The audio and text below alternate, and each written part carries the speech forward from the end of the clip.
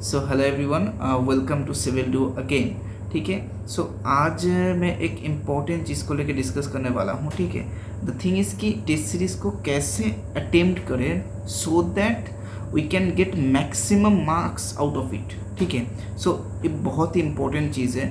हम लोग पढ़ तो लेते हैं लेकिन हम लोग को ये पता नहीं रहता कि टेस्ट सीरीज़ को कैसे अटेम्प्ट करें तो उससे सबसे इफ़ेक्टिवली यूज़ कर पाए। ठीक है। टाइम को बहुत ही क्रूशियल टाइम है जो एग्ज़ाम के लिए जो टाइम मिलता है आप लोगों को। ठीक है। जो 2 घंटे का जो टाइम मिलेगा, ठीक है, उसी 2 घंटे में आपको रीजनिंग भी करना है, जीएस पार्ट भी देखना है और टेक्निकल तो करना ही है। तो बहुत ज़्यादा इम्पोर्टेंट हो जाता है कि आप उस टाइम को कैसे यूटिलाइज करते हैं। ठीक है।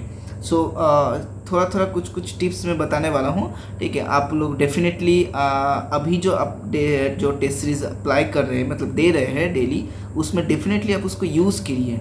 ठीक है। सो दैट आपको एक आइडिया मिल जाएगा कि कैसे ये काम कर रहा है और आपके लिए ये बेनिफिशियल है या नहीं है। ठीक है। सो पहली बात तो ये है कि बहुत मेन जो एक टॉपिक रहता है, ठीक है, मेन जो एक प्रॉब्लम सबके रहते हैं कि सर कौन से चीज़ से स्टार्ट करें, जीएस से स्टार्ट करें या फिर आपका जो एप्टीट्यूड पार्ट है मतलब रीजनिंग उससे स्टार्ट करें या टेक्निकल स्टार्ट करें। तो ये टोटली डिपेंड करता है कि आप कौन से पार्ट में ज़्यादा कंफर्टेबल हो। ठीक है। आपका कॉन्फिडेंस कौन से पार्ट में ज़्यादा है, तो उससे अगर आप स्टार्ट करेंगे तो डेफिनेटली आप थोड़ा कम टाइम के अंदर ही वो पार्ट ख़त्म कर पाएंगे। ठीक है। सो दैट आपके पास एक अच्छा टाइम मिल जाएगा बाकी सब जो सब पार्ट है उसके लिए। ठीक है। तो डेफिनेटली आप वो यूज़ कर सकते हैं। दूसरा इसमें एक चीज़ मैं बताना चाहूँगा, देखिए जो रीजनिंग पार्ट होता है ना, वो generally easy to moderate level ही होता है, बहुत हार्ड तो नहीं होता। लेकिन क्या होता है, अगर आप रीजनिंग को 1 घंटे बाद अटेम्प्ट करते हैं तो कभी कभी क्या होता है कि सिंपल चीज़ आप टेक्निकल में, मान लीजिए आपने टेक्निकल में ज़्यादा दिमाग लगा दिया, ठीक है, तो उसके बाद रीजनिंग में आपका मतलब थोड़ा लैग हो सकता है। मतलब सिंपल से सिंपल चीज़ भी आपको थोड़ा क्रिटिकल लग सकता है क्योंकि आपने टेक्निकल में आपका क्रिटिकल थिंकिंग जो एबिलिटी है उसको आपने यूज़ किया है। ठीक है। तो इसमें कभी कभी थोड़ा प्रॉब्लम होता है। बाकी वो टोटली आपके ऊपर डिपेंड करता है। इफ़ यू आर कंफर्टेबल, आप ऑब्वियसली आप 1-2 बार हिट एंड ट्रायल करके देखिए। जब आप टेस्ट सीरीज़ दे रहे हैं तो ऑब्वियसली टेस्ट सीरीज़ आपको पता है कि ये हिट एंड ट्रायल का ही जगह है। आप यहाँ पर हर एक स्ट्रेटेजी को अप्लाई कीजिए। ठीक है। और देखिए आपके लिए कौन सा मोस्ट सुइटेबल हो रहा है। ठीक है। उस चीज़ को ही एक्चुअल एग्जाम में आपको करना है। ठीक है। इसमें और कोई सेकेंड क्वेश्चन नहीं रहेगा। आप, मैं फिर से एक चीज़ बार रिपीट कर देता हूँ, मैं रिकमेंड करूँगा आप एप्टीट्यूड से मतलब रीजनिंग से स्टार्ट करें। ठीक है। ताकि जो इजी क्वेश्चन है जल्दी से जल्दी बन जाएगा, उसके बाद आप टेक्निकल में जंप कर सकते हैं या फिर जीएस में जंप कर सकते हैं। बाकी आप खुद से अप्लाई कीजिए और अगर आपको ये ठीक लग रहा है तो डेफिनेटली आप प्रोसीड कीजिए। ठीक है। इसमें कोई ये नहीं है। दूसरा ये है कि टाइम को डिवाइड करना सीखिए। टाइम को डिवाइड करना सीखिए इन द सेंस ऑफ जो क्वेश्चन टेक्निकल का रहेगा, try to finish it within 50 to 55 minute. ठीक है। टेक्निकल क्वेश्चन बहुत ज़्यादा हार्ड नहीं रहता, सिंगल लाइनर रहता है, कैलकुलेशन भी रहेगा तो छोटा मोटा कैलकुलेशन ही रहता है। तो 50 से 50 to 55 मिनट्स के अंदर आप कोशिश करिए कि उसको ख़त्म कर देने का। ठीक है। और देन एप्टी के लिए 40 minute is enough what I feel. And फिर देन आपका जो जीएस पार्ट है 10 से 15 मिनट। और एक चीज़ ध्यान रखिए कि आप लोग कोशिश ऐसे कीजिए ना, प्रैक्टिस ऐसे कीजिए टेस्ट सीरीज में कि लास्ट में आपके पास एटलीस्ट 10 मिनट बचे। ठीक है। उस 10 मिनट में क्या करना है, उस 10 मिनट में आपने जो जो क्वेश्चन छोड़ के रखा है या फिर कुछ सिंपल कैलकुलेशन है जो टाइम की वजह से आपने नहीं कर पाया, उसको अटेम्प्ट करना है उस लास्ट के 10 मिनट में। ठीक है। मैं ये नहीं बोल रहा हूँ कि लास्ट के 10 मिनट में आप क्वेश्चन जो अटेम्प्ट किए हैं उसी को आपको ये करना है, मतलब रीचेक करना है ना, उसका तो टाइम नहीं मिलेगा। बट आप ये कर सकते हैं कि जो क्वेश्चन आपसे नहीं बना, ठीक है, उस चीज़ को आप एक बार देख सकते हैं और देखना भी चाहिए। ठीक है। तो इससे बहुत ज़्यादा ऐसा भी होता है कि पहले अटेम्प्ट में नहीं बना जो क्वेश्चन, ठीक है, सेकेंड बार आप जब बनाएंगे ना तब वो शायद बन जाएगा वो क्वेश्चन। ठीक है। तो इस चीज़ को एक बार ध्यान रखिएगा। ठीक है। तो टाइम डिवाइड कैसे करना है वो तो मैंने आपको बता दिया। बाकी रहा कि टेक्निकल में कुछ चीज़ है कि टेक्निकल आप जब अटेम्प्ट करेंगे ना, सिंगल लाइनर क्वेश्चन को तो छोड़ना ही नहीं है, पहले देखते रहिए और टिक करते जाइए, सिंगल गो में चलते जाइए।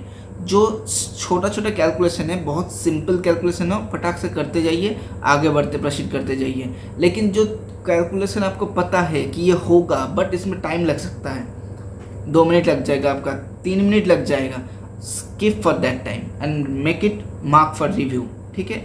उसको मार्क करके आप नेक्स्ट क्वेश्चन पे जाइए, क्योंकि एक पर्टिकुलर क्वेश्चन को 3 मिनट दे के करने का कोई फ़ायदा नहीं है, क्योंकि उस 3 मिनट में आप हो सकता है कि 3 और सिंगल लाइन क्वेश्चन कर सकते थे ना।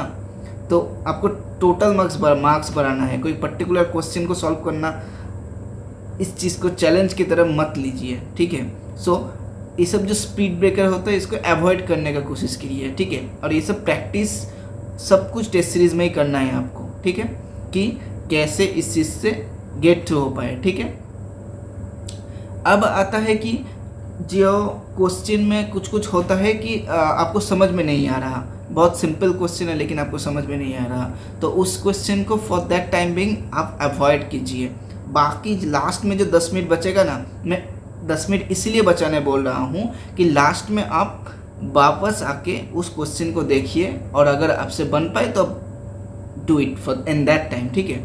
लेकिन पहले टाइम वेस्ट नहीं करना है एकदम, ठीक है। इस थोड़ा वाइजली चीज़ों को समझिए, ठीक है। बाकी तो ठीक है। अच्छा, कुछ कभी कभी होता है कि आप मान लीजिए क्वेश्चन बना रहे हैं, 5 क्वेश्चन बना, 10 क्वेश्चन बना, लगातार बन रहा है, आपको कॉन्फिडेंस मिल रहा है। उसके बाद ना कुछ होता है कि 4-5 क्वेश्चन लगातार टफ आ रहा है, आपसे नहीं बन रहा है, ठीक है। तो आप उस चीज़ को लेकर ना डिमोटिवेट मत होइए। हो सकता है कि एक ही साथ में 4-5 क्वेश्चन दे दिया आपको जो नहीं बनने वाला है। एक काम कीजिए, वहाँ से 10-15 क्वेश्चन को स्किप करके फिर से स्टार्ट कीजिए। लेट्स सपोज आपने पहला 5 क्वेश्चन कर दिया, हो गया वो, उसके बाद 6 to 9 आपका जो है क्वेश्चन नहीं बन रहा, ठीक है। आप थोड़ा स्किप कर दीजिए, फिर 20 से स्टार्ट कीजिए ना, क्वेश्चन तो अवेलेबल है आपके पास, 20 से स्टार्ट कीजिए, फिर थोड़ी देर बाद फिर आगे से स्टार्ट कीजिए। ऐसे करके क्या होता है कि कभी कभी एक स्लॉट में टफ क्वेश्चन कभी कभी आ जाता है, तो उस चीज़ को अवॉइड करिए, इससे आपका टाइम भी बचेगा, ठीक है। ये सब छोटे छोटे चीज़ को आप लोग को ध्यान देना है। और बाकी तो है जो अभी तो टाइम एकदम आ ही गया है सामने, तो रिवाइज एकदम मत छोड़िए, रिवाइज करते जाइए। अगर आप लोगों ने शॉर्ट नोट्स बना लिया है तो इट्स वेरी गुड, आप शॉर्ट नोट्स से रिवाइज कीजिए, क्योंकि फुल लेंथ मतलब जो कॉपी है उसको रिवाइज करना हर बार पॉसिबल नहीं है, मुझे पता है। तो revise as much as possible, practice as much as possible, and definitely it will be your exam, ठीक है। All the best guys. और इससे रिलेटेड अगर कोई और इन्फॉर्मेशन आपको चाहिए या फिर कुछ पर्टिकुलर टॉपिक पे आपको कोई और गाइडेंस चाहिए, तो डेफिनेटली आप लोग कमेंट बॉक्स में लिख सकते हैं। और you guys can join us in our Telegram channel, okay, link मैं डिस्क्रिप्शन में दे रहा हूँ। और ए वन मोर थिंग, आप लोग को अगर कुछ और क्वेरी हो तो कमेंट में लिखने से पहले एक बार आप प्लेलिस्ट जो एसएससी जेईई का प्रॉपर प्लेलिस्ट बना हुआ है सिविल डो के चैनल में ही, एक बार आप गो थ्रू कर लीजिए उससे, तो आपको मतलब ऐसा भी हो सकता है कुछ चीज़ आपको पता नहीं है लेकिन वो प्लेलिस्ट में आपको मिल गया है, ठीक है, तो आप डेफिनेटली वो फॉलो कर सकते हैं, ठीक है। So all the best guys and stay tuned and prepare hard, okay, bye.